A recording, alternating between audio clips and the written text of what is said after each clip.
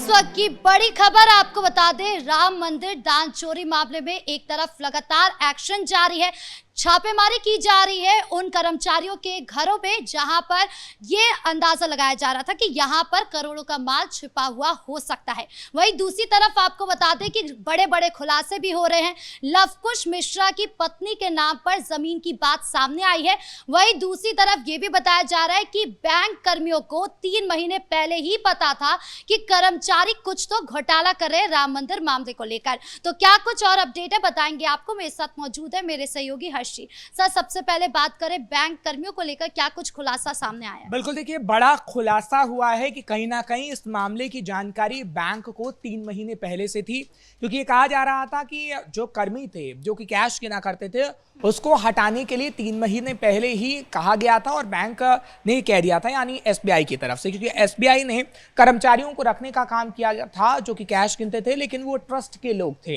अब ऐसे में ये सवाल उठता है कि क्या 3 महीने पहले से इसकी भनक लग गई थी, और अगर 3 महीने पहले से भनक लग गई थी तो आखिर ये मामला सबके सामने क्यों नहीं आ पाया, और आखिर अगर 3 महीने पहले एसबीआई ने उन कर्मचारियों को हटाने की बात कही थी तो ट्रस्ट ने उन कर्मचारियों को लेकर कोई कदम क्यों नहीं उठाया। क्योंकि देखिए दोनों की भूमिका पर बड़े सवाल उठते हैं, क्योंकि अगर बैंक को पता था तो कहीं ना कहीं बैंक को ही उन्हें हटा देना चाहिए, क्योंकि बैंक की तरफ से ही उन्हें सैलरी दी जाती थी, लेकिन वो ट्रस्ट के लोग थे। ये कहा जा रहा है कि ट्रस्ट के जानकार थे, लेकिन सैलरी स्लिप बैंक की तरफ से उन्हें आती थी, सैलरी अकाउंट में बैंक की तरफ से आती थी। तो अगर बैंक ने ये कहा कि 3 महीने पहले ही हमने सिफारिश की थी कि हम उन्हें हटा देंगे, तो बैंक को तुरंत एक्शन लेना चाहिए था और उन तमाम कर्मचारियों को हटा देना चाहिए था। लेकिन सूत्रों के हवाले से खबर ये मिल रही है कि जब बैंक ने ये कहा कि नहीं हम उन कर्मचारियों को हटाना चाहते हैं, तो सिफारिश ट्रस्ट के लोगों की तरफ से की गई है। तो ट्रस्ट की भूमिका पर भी कई बड़े सवाल खड़े होते हैं, तो कई अभी बड़े खुलासे हो रहे हैं। दूसरा बड़ा खुलासा ये है जो शुरुआत में आपने बताया कि कैसे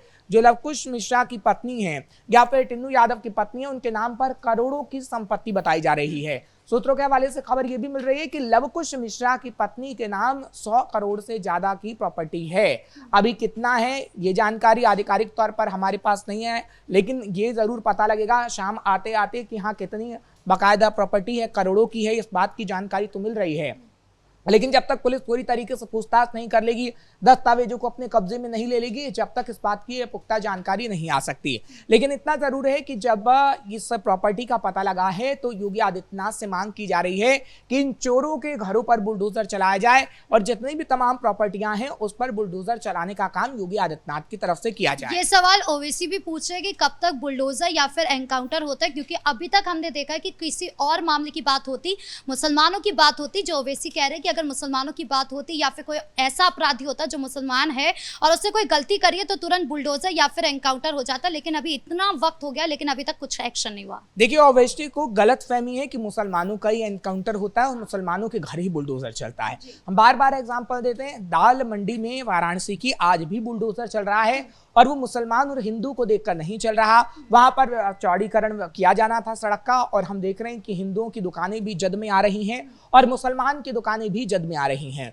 और जो अवैध मस्जिद है या अवैध मदरसा है उस पर बुलडोजर चल रहा है। तो ओवैसी का ये कह देना कि मुसलमानों पर आप कार्रवाई करते हैं, उनके घरों पर बुलडोजर चलाते हैं, तो अब आप चोरों के घरों पर बुलडोजर क्यों नहीं चला रहे हैं। खैर, योगी आदित्यनाथ का फैसला क्या होगा ये तो वक्त ही बता पाएगा, लेकिन ओवैसी का कहना बिल्कुल गलत है, क्योंकि आपने ओवैसी के एक नेता को उत्तर प्रदेश में सुना होगा, वो कह रहे थे कि 10 से 12 विधायक दे देंगे तो हम पुलिस वालों को गोली तक मारने का काम करेंगे। जब आप ऐसी भाषा का इस्तेमाल कर सकते हैं तो आपको सवाल पूछने का भी इतना हक नहीं है, क्योंकि अगर आपके एक विधायक ऐसा बयान दे रहे हैं कि पुलिस वालों को हम मार देंगे, तो आप क्या प्रशासन से उम्मीद रखेंगे कि प्रशासन इसमें सख्त से सख्त कार्रवाई करे। क्योंकि देखिए राजनीति है, राजनीति की बातें अलग हैं, लेकिन अगर हम बात करें राम मंदिर ट्रस्ट की, तो राम मंदिर ट्रस्ट में भी कहा जा रहा है कि कई बड़े बदलाव हो सकते हैं और सीईओ की नियुक्ति होगी। साथ ही साथ कैमरे की अगर बात करें तो कैमरे का रिकॉर्ड ज्यादा दिन तक रखा जाएगा, और तो और ये भी कहा जा रहा है कि जो अभी मीटिंग होने वाली है, ये कहा जा रहा है कि थोड़े दिन में मीटिंग होगी और मीटिंग में खास तौर पर पता लगेगा, क्योंकि सुझाव मांगे गए हैं कि राम मंदिर को लेकर आखिर क्या क्या आगे आने वाले समय में किया जा सके ताकि दान पात्रों से चोरी ना हो सके। क्योंकि देखिए दान पात्र होता है तो उसमें दान भक्त डालते हैं, जब भक्त आते हैं और वहां से कैसे गमन किया गया ये सबसे बड़ा सवाल है। क्योंकि देखिए सारी चाबियां टिन्नू यादव के पास कही जाती थी और टिन्नू यादव और लवकुश मिश्रा आपस में दोस्त बताए जाते थे। कहा जाता था कि थोड़ी देर चाबी लवकुश मिश्रा के पास रहती थी तो थोड़ी देर टिन्नू यादव के पास रहती थी और टिन्नू यादव ही दान पात्र से पैसों को निकालने का काम करता था। अब पैसे निकालते वक्त ये तमाम गबन किया गया है या फिर नोटों को गिनते वक्त ये गबन किया गया है, ये तो एसआईटी ही बताए, क्योंकि अभी जांच प्रारंभिक रिपोर्ट सामने आ गई है। और अगर ऐसा हुआ होगा तभी हम देख रहे हैं कि छापेमार कार्रवाई हो रही है और ये छापा कल भी पूरे दिन जारी रहा था और आज भी ये कहा जा रहा है कि छापेमार कार्रवाई हो रही है। लेकिन 8 लोगों के घरों पर अभी छापेमार कार्रवाई हो रही है, लेकिन इसमें इतना ही नहीं है कि 8 लोगों तक ही ये जांच सीमित हो जाएगी। अभी कई और बड़े नाम आने बाकी हैं, जिसके बाद ये पता लग सकेगा कि आखिर कौन सी और बड़ी मछलियां हैं जिन्होंने इस गबन को पूरी तरीके से किया और करोड़ों अपनी जेब में डाल लिया। मतलब कल से आज तक छापेमारी लगातार चल रही है, कर्मचारियों के घर पर क्या कुछ बरामद हुआ है अभी तक? देखिए, अभी तक ये कहा गया, क्योंकि इससे पहले 80 लाख रुपए बरामद किया गया था, लेकिन टिन्नू यादव के घर से 10 लाख और बरामद किया गया है। ये जो सूत्रों के हवाले से खबर में आ रही है, उसके बाद हम अपने दर्शकों को बता रहे हैं। लेकिन अब तक पूरा 1 करोड़ से ज्यादा बरामद हो चुका है, जब्ती हो चुका है। चाहे फिर लवकुश मिश्रा के घर की बात करें या फिर टिन्नू यादव के घर की बात करें, तो यहां से इतना पैसा ले लिया गया है, जब्त कर लिया गया है। अब देखिए, इन पैसों पर सवाल भी खड़ा हो रहा है कि आखिर इनके पास ये पैसा आया कहां से, आखिर इन पैसों को किस तरीके से गबन किया गया। क्योंकि बार बार जब भी हम खबर अपने दर्शकों को बताते हैं तो ये सवाल उठता है कि 12 से 15 या फिर 20 हजार कमाने वाला व्यक्ति आखिर किस तरीके से इतनी प्रॉपर्टी अपने पास बना सकता है। क्योंकि देखिए, प्रॉपर्टी तो बनाई गई है, इसमें कोई दो राय नहीं है, लेकिन उस प्रॉपर्टी को किस तरीके से अपनी पत्नी के नाम कर दिया गया, अपने रिश्तेदारों के नाम कर दिया गया, वही खेल खेला गया। क्योंकि जो ट्रस्ट की तरफ से कहा जा रहा है कि ट्रस्ट ने ऐसा किया कि अपने रिश्तेदारों को कर्मी बना दिया, कैश गिनने के काम पे रखा और उन्होंने कैश का गबन कर दिया। और उसी तरीके से कर्मचारी खासतौर पर अपने रिश्तेदारों को जमीन नाम कराने का काम करते थे कि अगर कल के दिन छापेमार कार्रवाई हो तो हम पे पूरी तरीके से सारी चीजें ना आ जाएं, अपनी पत्नी के नाम जमीन करवा देते थे। क्योंकि देखिए, एक व्यक्ति के पास करोड़ों की जमीनें नहीं हो सकती। अगर करोड़ों की जमीन एक व्यक्ति के पास होगी तो कहीं ना कहीं उसका डाटा प्रशासन के पास भी होता है। अगर आप रजिस्ट्री कराते हैं, आप पर पावर ऑफ अटॉर्नी होती है तो उसका नाम लिखा जाता है, तो गवर्नमेंट के रजिस्टर में भी अप्रूवल होता है। इसलिए कहा जाता है कि एक के पास इतनी करोड़ों की प्रॉपर्टी नहीं हो सकती। अगर करोड़ों की प्रॉपर्टी होती है तो आपको टैक्स देना होता है, तमाम चीजें होती हैं जो कहीं ना कहीं प्रशासन के पास पूरा ब्यौरा होता है, लेकिन इन लोगों के पास पूरा ब्यौरा नहीं था। तो सवाल खड़ा होता है कि अभी कितनी और बड़ी मछलियां हैं, क्योंकि ये छोटी मछलियां हैं कहा जा रहा है, अभी क्या बड़ी मछली है।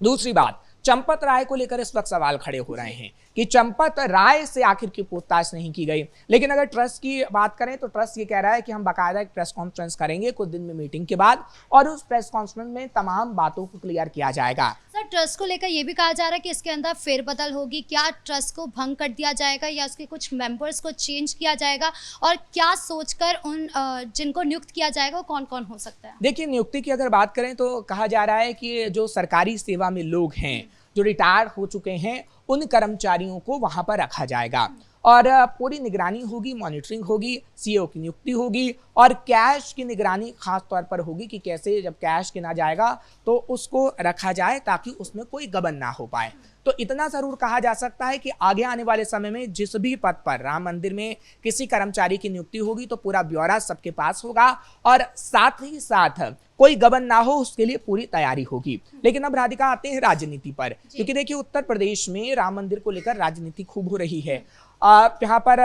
उत्तर प्रदेश कांग्रेस प्रदेश अध्यक्ष अजय राय बार बार ये कह रहे हैं कि नहीं, योगी आदित्यनाथ को इस्तीफा दे देना चाहिए। तो अब कांग्रेस दोबारा से प्रोटेस्ट करने की तैयारी कर रही है और राम मंदिर को लेकर ये कहा जा रहा है कि प्रोटेस्ट किया जाएगा और तो और ये पुतला फूंकने की भी तैयारी की जा रही है योगी आदित्यनाथ की या फिर प्रधानमंत्री नरेंद्र मोदी की, जैसा पहले कांग्रेस कर चुकी है। लेकिन देखिए, खबर ये भी आ रही है कि अब अखिलेश यादव भी राम मंदिर जाएंगे और रामलला के दर्शन करेंगे। हालांकि जब उन्होंने प्रेस कॉन्फ्रेंस की तो बार बार वो इटावा का जिक्र ही करते हुए नजर आए। लेकिन पूछा गया कि जब अरविंद केजरीवाल राम मंदिर हो आए तो आप कब राम मंदिर जा रहे हैं, तो उन्होंने फिर इटावा का जिक्र किया कि पहले हम इटावा में केदारेश्वर मंदिर बन जाने देंगे, उसके बाद उनके दर्शन करेंगे, उसके बाद रामलला के दर्शन करेंगे। क्योंकि कल बाकायदा जो अखिलेश यादव की प्रेस कॉन्फ्रेंस हुई थी, उस प्रेस कॉन्फ्रेंस में तीखा वार योगी आदित्यनाथ पे किया गया था, लेकिन योगी आदित्यनाथ ने भी तीखा पलटवार अखिलेश यादव पे किया। क्योंकि अखिलेश यादव ने जो बयान दिया था कि नहीं हम धार्मिक सिटी अयोध्या को बनाएंगे, तो योगी आदित्यनाथ ने कहा कि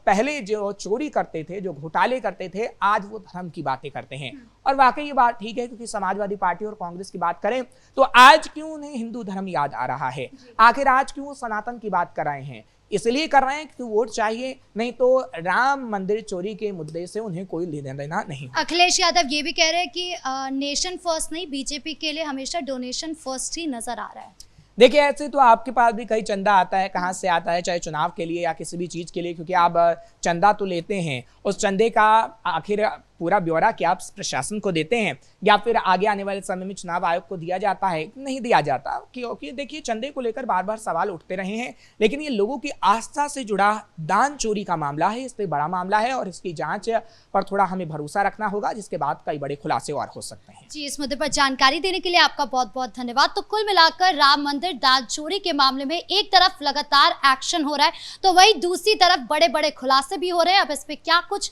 नई अपडेट आएगी हम आपको बताएंगे। ब्रेकिंग न्यूज में इतना ही। कैमरा पर्सन कुणाल के साथ मैं राधिका राज।